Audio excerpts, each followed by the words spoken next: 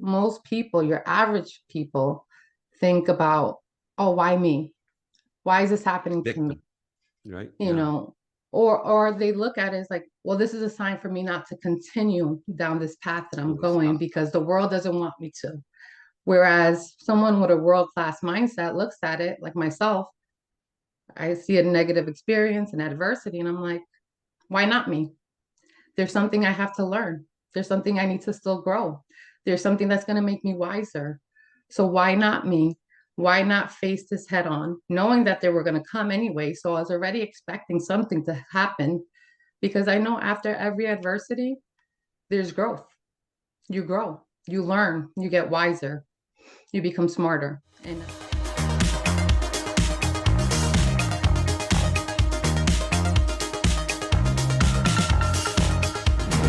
All right. Well, welcome to another episode of World Class Mindset. And as you can already see, I have an incredible guest speaker today. Her name is Magda Figueiredo. Magda, welcome to World Class Mindset. Good to have you here today. How you doing? thank you, Coach Giggs. I'm doing great. Yeah, How you doing? yeah, you are. Me too. Doing great. Just got out of the gym. I worked out, getting up early now, hitting the gym. So I'm really excited, ready to rock and roll here today. So, Magda, let me start this broadcast by asking you a simple question. You and I have now been together for 15 years. You're an entrepreneur in every sense of the word. What were you doing before you came here? And what did you see yourself doing here that you didn't see yourself doing in your previous place? Okay, so before joining in July of 2008 with American Income Life, I had recently graduated college from Rutgers University. Okay. I went to school to become a teacher, Okay. and for 7 years prior, throughout high school and college, I worked as a pharmacy tech. Cool. And coming and joining here was kind of like life throwing a different path at me because when I graduated, I was a broke college student with a ton of debt. And that year, it was very interesting because Christie became governor that year and he did a hiring freeze for teachers. So they weren't going to be hiring teachers for about 2 years. So at that point, I had to make a decision if I was going to sit around and wait or if I was going to look for another opportunity. So I put myself out there. I got called by this company, came in for an interview, and what brought me here was the opportunity. It was an opportunity of being able to be financially free and to create a life how I envisioned it. When you hear the words world-class mindset, what do you think of? What are those ingredients that you think of? Well, first, world class mindset, when I think of that phrase, I first think about how we're not born with that mindset. Okay. We're not born, we develop it over the course of our life, our experiences, our success, our failures. That's how it's developed. And I feel like anyone could develop that mindset because it doesn't matter. I think about everyone has different upbringings, everyone has their set of parents, they have their set of their environment, their socioeconomic status, their educational upbringing. And we all get downloaded with information as we're growing and as Right. we're aging. And some of these become set beliefs. And as you age, you start questioning some of those beliefs. Very cool. And when you think about it, you say, well, my parents thought this way, and my grandparents thought this way, and generations before them have thought this way. But is it true? Or is that what I believe in? Right. So you start questioning these things. And this is how it begins to learn that world-class mindset, where it kind of separates you from Sure. people that you were raised with, people that you love, that you trust. And now you start debunking some of these Sure. beliefs. Tell me about your environment, your upbringing. How did that impact you over here? And what did you do with that upbringing so that you could develop this mindset of yours? Well, my upbringing, I grew up very humbly, raised by a single mom. And one of my experiences that I held on to from when I was 13, so we're talking about 23 years A few ago. years ago, we'll just say a few, okay? One of them was I remember growing up and I was 13, I was about to start high school, and I had all these requests from my mom, which were not possible at the time. She was a single mom raising us. And I'm like, I had told my mom, I'm like, I'm gonna get a job. And she looked at me and she's like, you're 13 years old, you're never gonna get a job. And that right there, I was like, somebody told me I can't do something. I'm gonna show you. Yeah. And you've heard the story before, and I'm not gonna go in depth with it, but after me trying to apply at a couple hundred places, I finally got told yes, and I started working there at age 13. And I worked there for 7 years. And that one experience set me up for Set my you up. thought process of like anything I set my mind to, I There it could is. definitely accomplish. There it is. So what was that mindset that you began to get? Because I know I hear you in that your mindset, you weren't born with this. It was you had a different upbringing. So what was that mindset that you acquired and how did it help you? It starts with having a deep desire to know what you want. It's a deep desire. My desire is different from yours, is different from other people, but it's what I deeply wanted to achieve, to grow, to be successful, to be in a position where I could take care of my family, where I didn't have to live paycheck to paycheck, where I didn't have to worry about next month's bills, where I could set myself up and I could truly take care of myself. And when I did get to that point, or when I eventually would get to that point, I could then turn around and help others. When we talk about mindset and we talk about high earnings and we're talking about being free, which is what you are, and I know you're looking toward even bigger and bigger goals, how can other people get that mindset? How can they get it? Well, how they can get it first, it all starts always when we always got to take it back to when we were how we were brought up. So again, we're all instilled with certain beliefs and upbringings and this information that was downloaded to us as children. So to get there, sometimes, and some people might not like this, but sometimes you have to end certain relationships or love people from afar.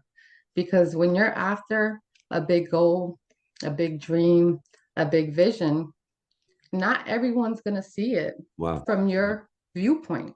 Yeah. And that takes me to a point of something I watched years ago, probably over 10 years ago. It was a YouTube clip of TD Jakes and Oprah. Oprah was interviewing TD Jakes, and they were talking about TD Jakes started talking about the turtle and the giraffe. I don't know if you ever heard about it, but he was talking about if you have a turtle and a giraffe in the same room or in the same area, a turtle can only have the vision at the ground level because a turtle is so close to the ground. They could only see very short-sighted. Yeah. Whereas a giraffe, they stand tall. Their neck goes, what, 8, 10 feet high. And when they look, their vision, they're seeing things out, Yes. miles and So miles. do we have to go looking for giraffes to I hang think we got around, to look for Magda? some giraffes. Right? We got to go but find some but giraffes. but the key is that the vision is different. I can't expect someone who has a turtle view to see the view up as a giraffe. Wow. And in order to get there, then you have to start changing who you're associating with. Let's dig Because into that a little bit, Max, because like you, I was in an environment where I was around people going absolutely nowhere. And I became a reflection of them. And then I had to make the hard decision of changing and getting some new friends. How would people go about that? Where would they look? And the thought of me being alone without friends, some of us, we'd rather just have a friend just to have one versus taking a look at this friend and are they lifting me or are they pulling me down? How do I determine who I should associate with, so to speak? Giraffes. giraffes are not easy to find. But when you find someone, whether a colleague, a friend at a social gathering, that's where you want to be, then that's how you start making decisions of who you want to be in your circle. And sometimes you have to push yourself in there. It's not an open invitation. Right, not an open invite. Right, you got to So you have to force sometimes yourself in, force kind of. yourself into these folks, Yeah, into their lives, because you want to be a part of it. You want to know what they know and how they got to where they got, and something to aspire to. They always say, with your income, you're the average of the five people you hang out with the most. right. And if you are hanging around people who are not where you want to be, then you've outgrown that circle and it's time to form a new one. Yep. What would you say to everybody about how to deal with those adversities? I guess I'm asking, how did you deal with those adversities? What was your mindset and how did you deal with it?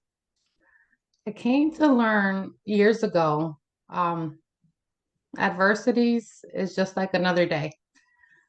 If you expect that once you made it, that life is not going to throw you any adversities, well, this is your wake up call. They come and go every time, every single time. Every time you finish with one, another one's right around the corner. But I also know that every time an adversity comes, or a problem, or a struggle, or a negative experience comes, most people, your average people, think about, oh, why me? Why is this happening to me? Victim, right? You Yeah. know, or they look at it as like, well, this is a sign for me not to continue down this path that I'm Always going stop. because the world doesn't want me to. Whereas someone with a world-class mindset looks at it, like myself, I see a negative experience and adversity, and I'm like, why not me? There's something I have to learn. There's something I need to still grow. There's something that's going to make me wiser. So why not me? Why not face this head on, knowing that they were going to come anyway? So I was already expecting something to happen because I know after every adversity, there's growth. You grow, you learn, you get wiser, you become smarter. And now you know how to continue to go on. And it's really, I feel and I believe, it's the universe, the way of them testing you to see if what you want is really what you want. Let me ask you a follow-up question to this one, because as a woman, right, in a predominantly male-dominated field where you have leaders, how do you handle that? Like, what is your mindset with regards to the fact that you are a leader, and as a leader, you're in a male-dominated environment? What experiences have you had that have allowed you to overcome that adversity? Because, let's face it, my mom, who is up in heaven, had to overcome a lot of that because women couldn't even get jobs back in those days. And so, how do you handle that as a woman speaking to other women? I don't, I look at it, and well, so let me just jump in. So when Oh, I think of that, is there gender inequality, not just here, but in other businesses, other, careers, whatnot? Yeah, we've seen it. We know it exists. But for me, I don't look at gender. I look at, mm, if he did it, I can do it. If she did it, I can do it. If they did it, I can do it. I don't look at gender, although at the same token, I know that exists in other people's mindsets. sure. But I don't want to give that limiting belief to myself saying I'm a woman, so I can't make it in this industry, because that's creating a limiting belief for myself. And once I have a limiting belief, then it doesn't allow me to perform at levels that I can. So that belief, I don't look male, female, they, them, him, she. I don't look at that. What can I bring to the table? What can I do to get to that pinnacle of success, to get to the point of my career or continue to grow? I don't want a limiting belief. It's out there. The world is mine. I'm not me against the world. It's the world more is my canvas. What opportunities do I see out there that I can take and Beautiful. I can grow, and then I could inspire others? How have setbacks made you better? Like, what have they done? Because we see it, you and me. We see people have setbacks, you and I, every single day.